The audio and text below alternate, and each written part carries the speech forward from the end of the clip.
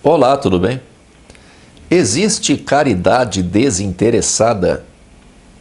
Existe algum tipo de boa ação que praticamos que não tenha nenhum interesse por trás? Não, não existe. Todos os nossos atos visam o nosso próprio benefício. Algumas vezes de forma proposital, consciente, outras sem que tenhamos consciência disso. Mas o fato é que tudo o que fazemos ao longo da vida obedece aos nossos próprios interesses.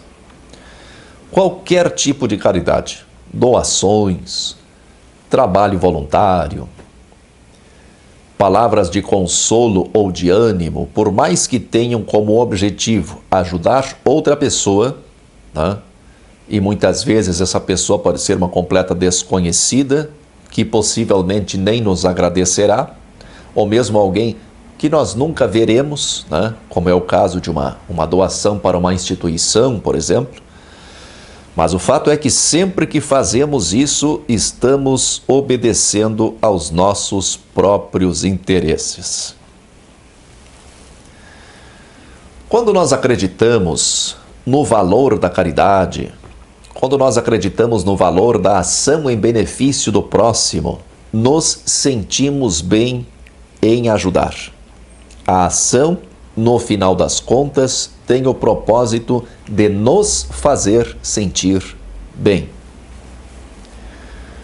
É claro que você pode procurar por exceções. Talvez você esteja fazendo isso nesse momento.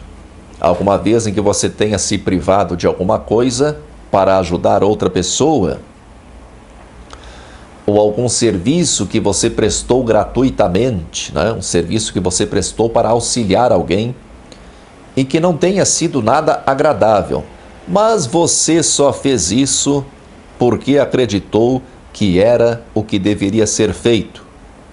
Seja como o cumprimento de um dever moral em que você acredita, um dever moral que você valoriza, seja obedecendo aos ditames de uma ideologia religiosa ou uma ideologia política, seja como o que poderíamos chamar de um dever de consciência. No final das contas, dá tudo no mesmo. Você fez isso para satisfazer aos seus próprios anseios. Esses anseios podem ser a vontade de se sentir importante, e eu sei que isso quase nunca é reconhecido. Você não vai reconhecer nem para você mesmo que você ajudou alguém para se sentir importante intimamente. Pode ser o sentimento de obrigação em compartilhar com o próximo um pouco do que você tem. Pode ser o senso de justiça social. Pode ser a necessidade íntima de evitar que o outro experimente alguma coisa desagradável que você experimentou no passado. Você pode elencar mais motivos, mas todos vão se encaixar de alguma forma em algum desses itens. Fala-se muito em amor incondicional, e que o maior exemplo de amor incondicional é o amor de mãe. É verdade que muitas mães e muitos pais também, né? É verdade que muitas mães e pais se sacrificam por seus filhos. Eu acho que mais mães do que pais ainda, né? Se esforçam ao máximo para proporcionar uma vida boa aos seus filhos. Fazem coisas pelos filhos desde que eles nascem, que ninguém jamais fica sabendo. Não tem ninguém olhando ali para elogiar aquela mãe, né? E tudo isso, então, sem aparentemente esperar qualquer coisa em troca. Aparentemente, porque não é verdade que não se espera nada em troca. Até se pode não esperar nenhuma espécie de reconhecimento, né? Agradecimento, elogio, nem mesmo um sorriso, um carinho, nada. Mas o que move a prática dessas ações é, em primeiro lugar, o senso de dever. É claro que pode existir um elemento importante, que é o amor. Mas devemos notar que o amor é de quem o sente. Se eu amo alguém, procuro fazer o melhor por esse alguém, né? E essa ação obedece ao meu sentimento de amor. É o meu sentimento que está em jogo. A pessoa que recebe a boa ação, ela pode nem tomar conhecimento dessa boa ação, ela pode não reconhecer os meus esforços, pode até ser ingrata. Mas o que me moveu para fazer essa boa ação foi o meu sentimento. E a ação, embora tenha como alvo, como objetivo outra pessoa, essa ação obedece primeiramente ao sentimento que eu nutro. O meu sentimento e os anseios provocados por esse sentimento devem ser satisfeitos. Você pode pegar exemplos de caridosos célebres, pessoas que ficaram famosas pelo seu espírito de caridade, como é o caso de Irmã Dulce, Madre Teresa de Calcutá, Chico Xavier. Eu nem vou entrar no mérito de possíveis descobertas de condutas desabonadoras do caráter dessas pessoas. Elas ajudaram muitas pessoas e isso é inegável, Também não vou entrar no mérito do alcance objetivo desse tipo de ajuda. No caso em questão aqui, não importa se deram o peixe ou se ensinaram a pescar. Não importa se a sua ajuda foi determinante ou se foi apenas uma ajuda paliativa, uma coisa momentânea. O que importa para nós é o que moveu essas pessoas para que se dedicassem a ajudar o próximo. É verdade que elas se tornaram famosas, mais do que famosas, idolatradas, e que esse reconhecimento por parte da sociedade poderia ser considerado como um pagamento suficiente para a sua dedicação ao próximo.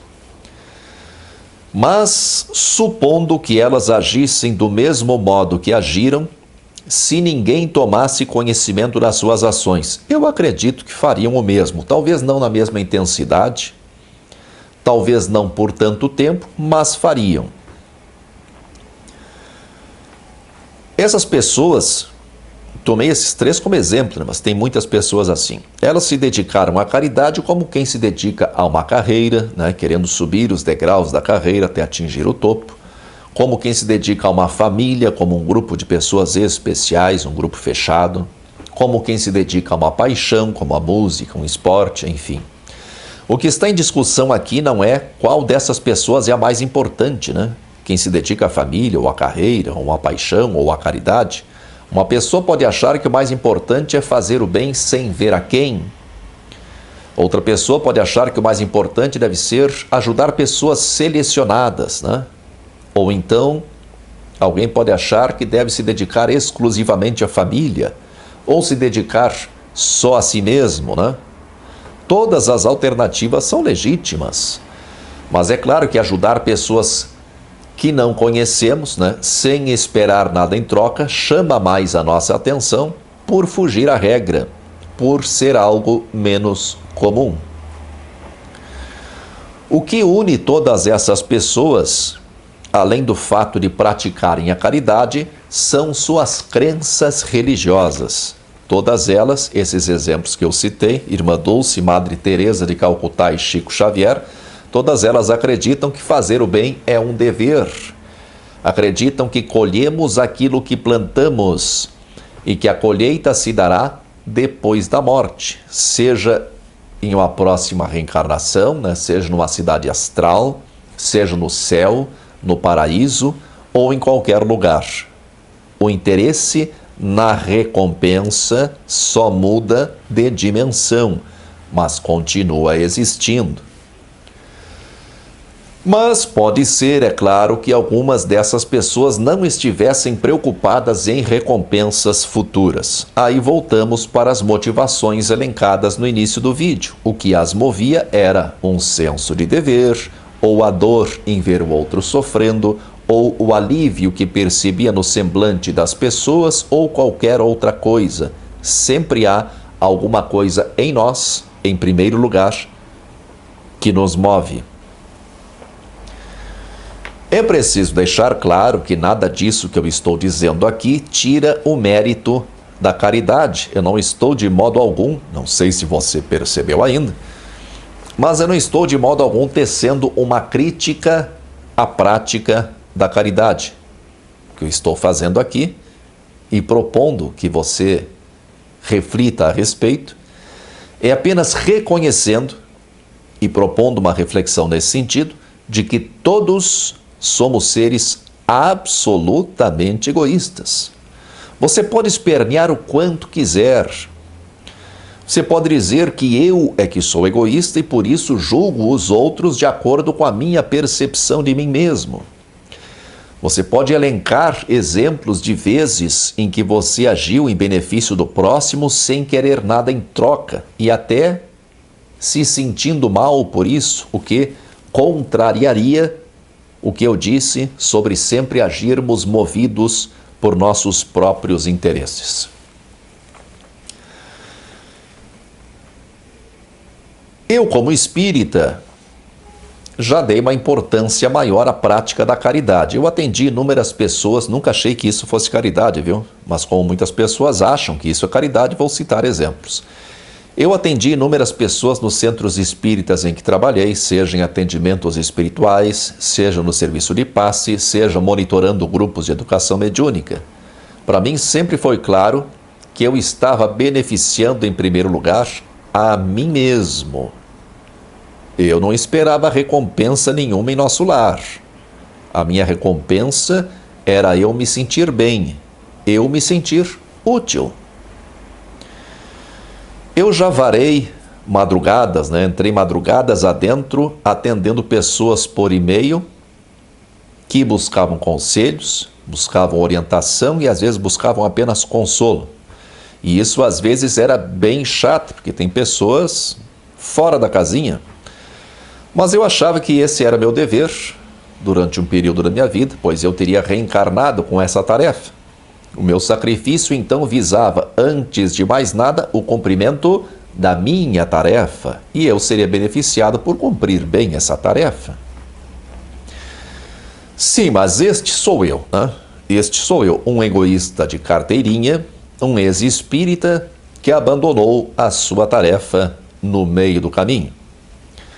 Não, meu filho, esses somos nós. Essa é a natureza humana. Chico Xavier, por exemplo, eu estou citando Chico Xavier apenas por ele ser o mais conhecido. Chico Xavier dedicou a sua vida em benefício do próximo. Ele fez isso porque acreditava que era isso que deveria fazer. As mensagens de Emmanuel, que é o alter ego de Chico Xavier, as mensagens de Emmanuel são cheias de princípios nesse sentido, O dever de ajudar o próximo. O mesmo Emmanuel ou André Luiz, eles podem falar e falam muitas vezes em caridade desinteressada. Sim, desinteressada no sentido de não esperar reconhecimento, não esperar gratidão, não esperar elogio, mas sempre visando, em primeiro lugar, a nossa evolução espiritual. Todo o ensino deles é nesse sentido de evoluirmos espiritualmente. Como é que evoluímos? Ajudando os outros. Então vamos ajudar os outros. Para quê? Para evoluirmos. Chico, então, se dedicou ao que ele acreditava ser a sua evolução espiritual. Se considerarmos tudo o que ele escreveu como algo sincero, algo em que ele realmente acreditava, nós vemos no segundo livro atribuído a André Luiz, o livro Os Mensageiros, nós vemos ali que André Luiz houve uma roda de conversa de espíritos que haviam reencarnado em sua mais recente passagem pela crosta, que é como Chico Xavier chama o plano físico.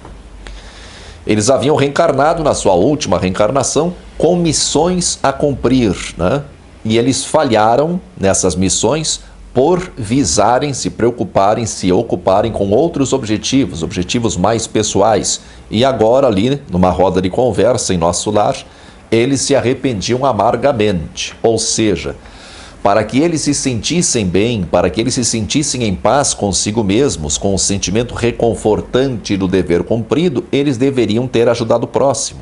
Eles deveriam ter dedicado suas vidas, se não inteiramente, pelo menos parcialmente, a caridade. No fim das contas, deveriam ter ajudado o próximo para colher os benefícios dessa ajuda posteriormente. Ou seja, ao fim e ao cabo, suas ações teriam como objetivo primeiro o seu próprio bem-estar.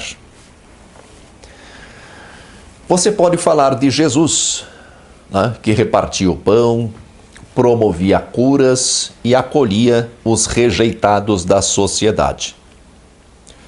Em primeiro lugar, Jesus tinha uma proposta de auxílio mútuo, né, pois ele não trabalhava e vivia às custas dos outros. Você pode negar isso? Pode negar isso baseado nos evangelhos, que é onde nós vemos a vida de Jesus?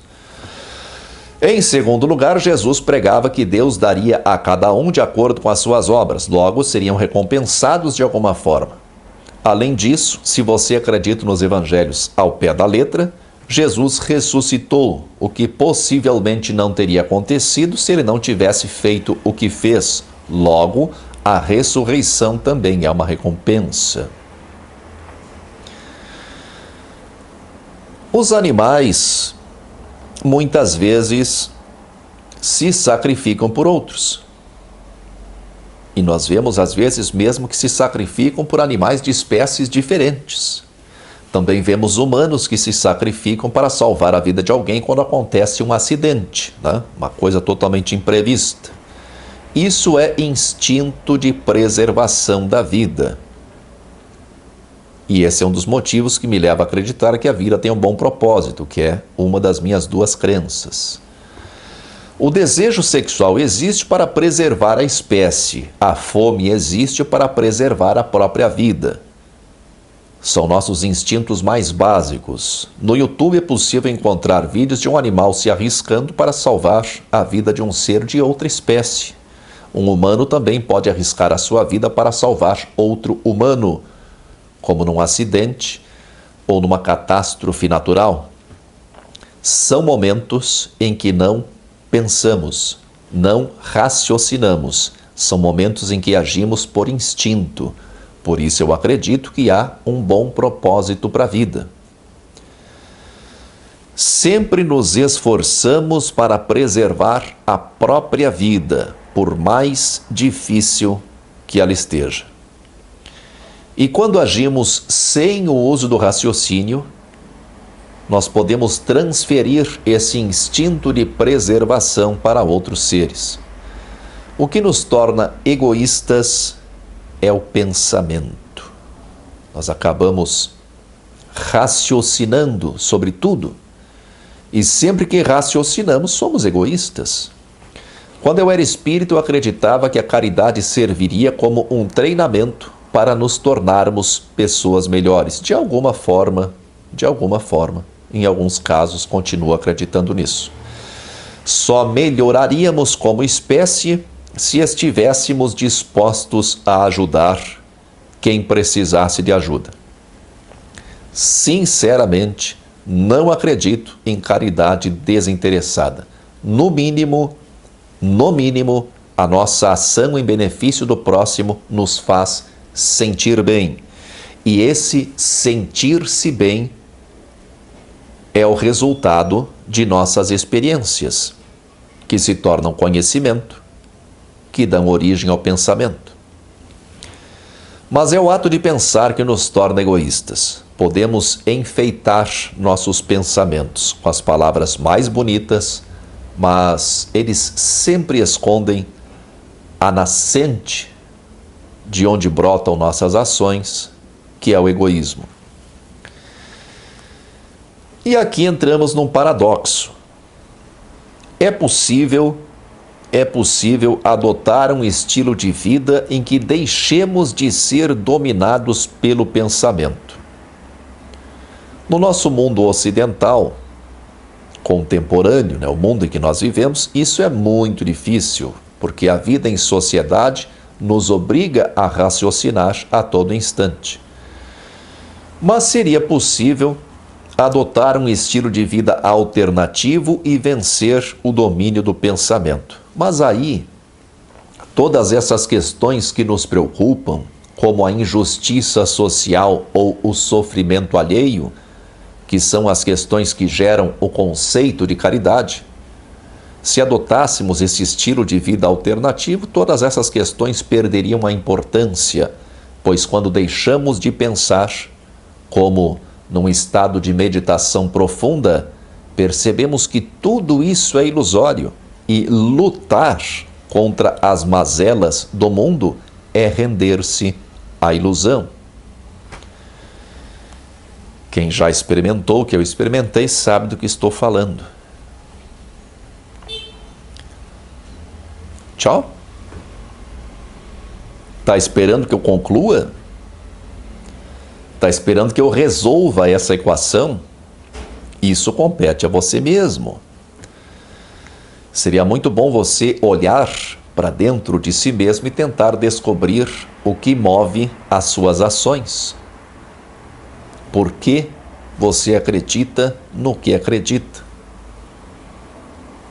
Agora sim, muita força e paz para você.